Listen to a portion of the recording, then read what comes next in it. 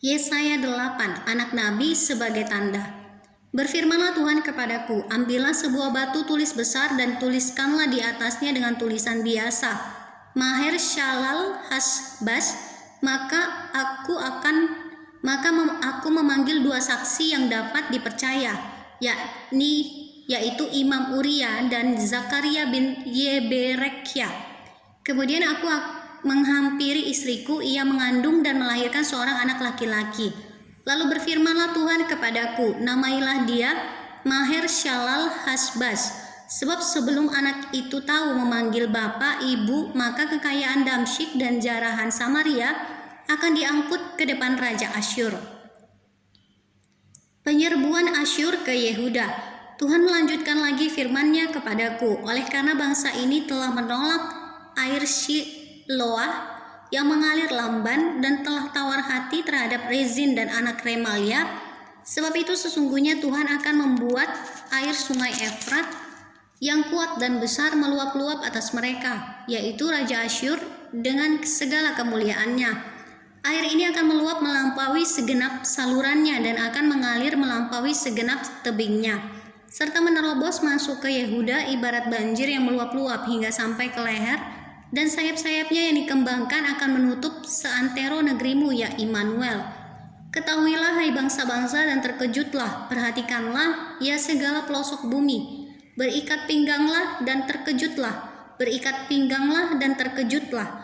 Buatlah rancangan tetapi akan gagal juga, ambillah keputusan tetapi tidak terlaksana juga, sebab Allah menyertai kami.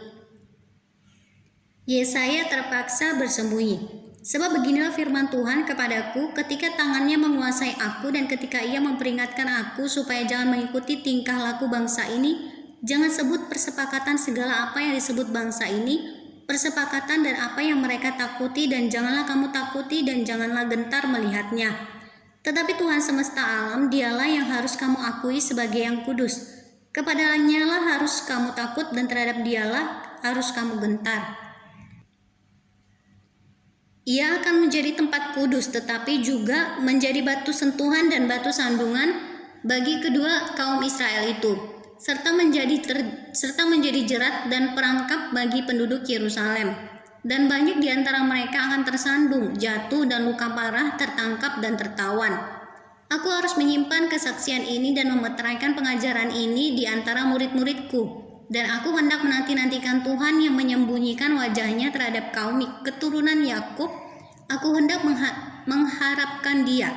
Sesungguhnya aku dan anak-anak yang telah diberikan Tuhan kepadaku, ia adalah tanda dan alamat di antara orang Israel dari Tuhan semesta alam yang diam di Gunung Sion. Dan apabila orang berkata kepada kamu, mintalah petunjuk kepada arwah dan roh-roh peramal yang berbisik-bisik dan komat kamit, maka jawablah, bukankah suatu bangsa patut meminta petunjuk kepada Allahnya? Atau haruskah mereka meminta petunjuk kepada orang-orang mati bagi orang-orang hidup? Carilah pengajaran dan kesaksian. Siapa yang tidak berbicara sesuai dengan perkataan itu, maka baginya tidak terbit fajar.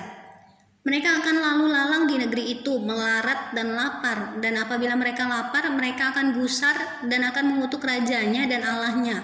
Mereka akan menengadah ke langit dan akan melihat ke bumi, dan sesungguhnya hanya kesesakan dan kegelapan, kesuraman dan yang mengimpit, dan mereka akan dibuang ke dalam kabut. Kelahiran Raja Damai, tetapi tidak selamanya akan ada kesuraman untuk negeri yang terimpit itu.